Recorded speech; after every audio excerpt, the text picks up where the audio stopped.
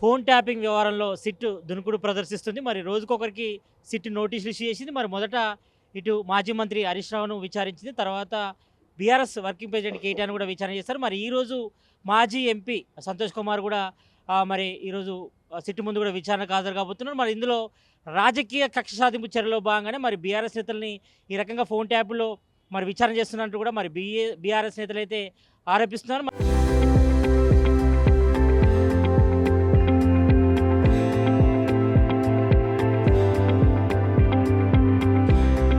మరి ఇదే విషయంపై మరి కాంగ్రెస్ నేతలు ఏమంటున్నారు? ఇదే విషయంపై మనతో మాట్లాడేందుకు ఫిషరీస్ కార్పొరేషన్ చైర్మన్ మెట్టు సాయి కుమార్ ఉన్నారు. వాళ్ళతో మాట్లాడదాం. అన్న చెప్పండి, ఇటు మేజర్‌గా మీరు మొదటి నుంచి కూడా ఫోన్ ట్యాపింగ్ జరిగిందంటున్నారు. మీ దగ్గర ఆధారాలు అంటున్నారు. మరి ఆధారాలు ఉన్నప్పుడు విచారణతో ఎందుకు సరిపెడుతున్నారు? డైరెక్ట్ అరెస్ట్ చేయొచ్చు కదా ఎవరో ఒకరిని. నేను ఏమంటున్నానంటే అన్న, హరీష్ రావు బాధితుడు ఇలా. హరీష్ రావు ఫోన్ ట్యాపింగ్ ఎవరు చేసిర్రు? కేటీఆర్ చేసిండు.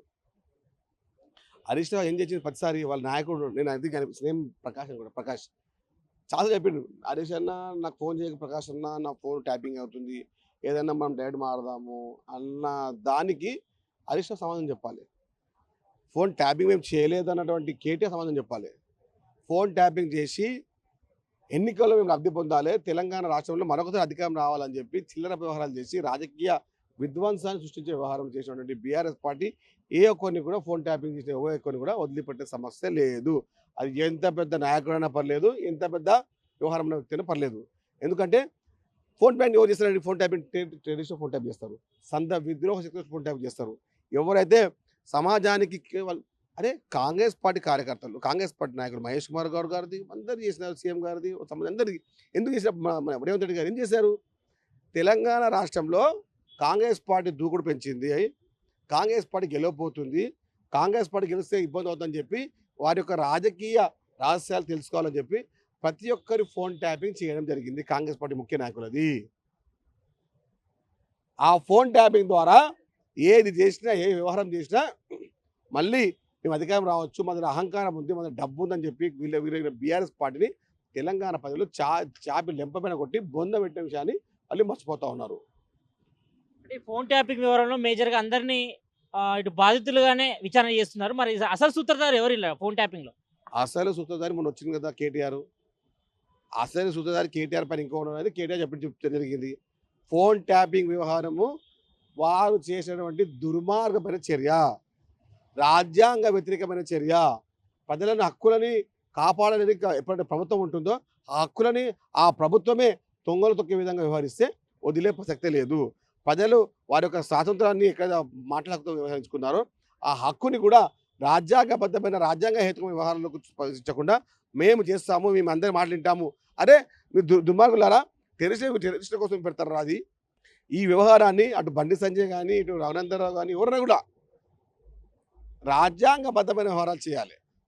బీఆర్ఎస్ పార్టీ దుర్మార్గమైన రాజకీయం చేసింది కాబట్టి బీఆర్ఎస్ పార్టీలో ఏ ఒక్క విధవ, ఏ ఒక్క దుర్మార్గుడు కూడా ఈ పని చేసిండో వారిని వదిలే సమస్య లేదు, వారి విడిచిపోయే సమస్య లేదు. ఫార్ములా ఈ కార్ రేసులో కూడా కేటీఆర్‌ని కూడా విచారణ చేశారు. అందులో కూడా పెద్ద స్కామ్ జరిగిందని కూడా మీరు ఆరోపించారు. మరి ఎందులో కూడా విచారణతో సరిపెడుతున్నారు తప్ప ఎందుకు అరెస్ట్ చేయలేకపోతున్నారు? అంటే బీఆర్ఎస్ నేతలు అంటే మీరు భయపడుతున్నారా? ఎందుకు అరెస్ట్ చేయలేకపోతున్నారు? చట్టం రాజ్యాంగబద్ధ విలువలు కాపాడుతాం కాబట్టి చట్టం తన పని చేసుకుంటూ పోతుంది. న్యాయ వ్యవస్థ ఉంది, ఆ వ్యవస్థను కాపాడకుండా పోతుంటాము. ఎక్కడైతే లొసుగులను పట్టుకొని వాళ్ళు బయటకు వచ్చే ప్రయత్నం చేస్తుంటారు కాబట్టి ఆ లొసుగులకు వాళ్ళకు అంతు చిక్కకుండా వ్యవహారం చేస్తారు కాబట్టి ఆ రాజకీయ విలువలు తీసుకొని రాజ్యాంగ హేతుకొని వ్యవహారం చేస్తే వాళ్ళు అరెస్ట్ కావడం సిద్ధము. అదే మేము మిమ్మల్ని ఇబ్బంది పెట్టాలనుకుంటే రేపు అరెస్ట్ చేస్తాము. ఫోన్ ట్యాపింగ్ వ్యవహారంలో మన నెక్స్ట్ కేసీఆరేనా విచారణ చేసేది? ఇంకేమైనా ఫర్దర్‌గా ఎవరు ఉన్నారా? ఎవరెవరైతే ప్రత్యక్షంగా పరోక్షంగా ఈ ఫోన్ ట్యాపింగ్లో ఎవరైతే ఇన్వాల్వ్ అయి ఉన్నారో ఏ ఒక్కరిని కూడా వదిలిపెట్టే సమస్య లేదు, వదిలిపెట్టే ఆలోచన అంతకన్నా లేదు. దాదాపు 2 సంవత్సరాల నుంచి కూడా ఈ ఫోన్ ట్యాపింగ్ కేసు అయితే నడుస్తుంది. ఇది డైలీ సీరియల్‌ని తలపిస్తుంది. ఇందులో మాత్రం అసలు ఇదంతా లొట్టపీస్ కేసు, అసలు ఇది ఫరాకే లేదని కూడా కేటీఆర్ అంటుండు. మరి ఎందుకు భయపడుతురు? ఎందుకు మంది మార్పుదని వస్తున్నారు? ఎందుకు మీ మీడియా ఏడుస్తుంది? ఎందుకు మీ ఫేస్బుక్ ఏడుస్తుంది? ఎందుకు మీ ఇన్స్టాగ్రామ్ తప్పులు మాట్లాడ రాస్తుంది? ఎందుకు ప్రతిరోజు మీ పేపర్, మీ టీవీ, మీ వ్యవస్థ, మీ మొత్తం మీ యొక్క అన్ని అమ్ముడిపోయే వ్యవస్థలన్నీ కూడా ఎందుకు రేవంత్ రెడ్డి గారిని తిడుతున్నారు? చెప్పండి. మీకు భయం లేదు కదా, మీరు తప్పు చేయలే కదా, ఈ లొట్ట పీసు సూట్ కేసు అంటారు కదా, మాట్లాడదాం మనమే మాట్లాడదాము. ఈ లొట్ట పీసు కేసులకు ఎందుకు భయపడుతున్నారు? ఈ బొగ్గు గనుల టెండర్ల స్కామ్ బయట పెట్టినాం కాబట్టి మా మీద ఈ రకంగా ఫోన్ ట్యాపింగ్ అస్త్రాన్ని ప్రయోగించి మాపై వేధింపులో పాల్పడుతున్నట్టు హరీష్ రావు అంటుండు. అరే హరీష్ రావు గారు, మీరు ఎప్పుడైతే అంటున్నారో గతంలో మీరన్న మాటనే కదా, మీరన్న కదా మీ నాయకులతోని నా ఫోన్ ట్యాప్ అవుతుందని చెప్పి. ఇప్పుడు ఇట్లా మారుతున్నారు ఎందుకంటే మీరు హరీష్ రావు గారు ఏమో మతి పంపించిందా? ఇక్కడ అబద్ధాలకు ఐడి కార్డు అయిపోయిందా మీరే? అరే మీరు చేసే ఏ ఒక్క వ్యవస్థని కూడా రాజ్యాంగ వెలువకులు చేయకుండా చేస్తారు కాబట్టి మిమ్మల్ని వదిలిపెట్టే ప్రసక్తి లేదు. ఒక దినం లేట్ కావచ్చు, ఒక వ్యవస్థ తప్పు కావచ్చు, కానీ మిమ్మల్ని వదిలిపెట్టే సమస్య లేదు. మీరు రాజ్యాంగ విద్రోహ శక్తులు, బీఆర్ఎస్ పార్టీ నాయకులు రాజ్యాంగ విద్రోహ శక్తులు కాబట్టి మిమ్మల్ని ఎక్కడున్నా, ఏ గోతిలో ఉన్నా, ఏ నూతిలో ఉన్నా, ఏ బొక్కలో దాకున్నా మిమ్మల్ని వదిలిపెట్టే ప్రసక్తి లేదు. నిన్న మీరు చూసారు ఇటు తెలంగాణ భవన్లో కూడా ఇటు రాజ్యాంగ విద్రోహం పేరుతో ఒక స్కిట్ కూడా చేశారు. అందులో సీఎం రేవంత్ రెడ్డిని కించపరుస్తూ కూడా కొన్ని స్కిట్లు కూడా చేయడం జరిగింది. ఇది మెస్సీతో ఫుట్బాల్ అన్న విషయం కానీ ఆ విషయంలో కొంత కామెడీ చేసినట్టు తెలుస్తుంది. మరి దీనిపై ఆయన డీజీపీకి ఆయన ఫిర్యాదు చేస్తారా? నిన్న కొంతవరకు ఇటు ఒకవైపు ఏమో రాహుల్ గాంధీ ఏమో రాజ్యాంగం బుక్ పట్టుకొని న్యాయం కోసం పోరాడుతుంది, ఇక్కడ సీఎం రేవంత్ రెడ్డి ఏమో నియంతృత్వ పాలన చేస్తున్నట్టు కూడా కేటీఆర్ నిన్న విమర్శించాడు. దీని ఎట్లా చూస్తారు?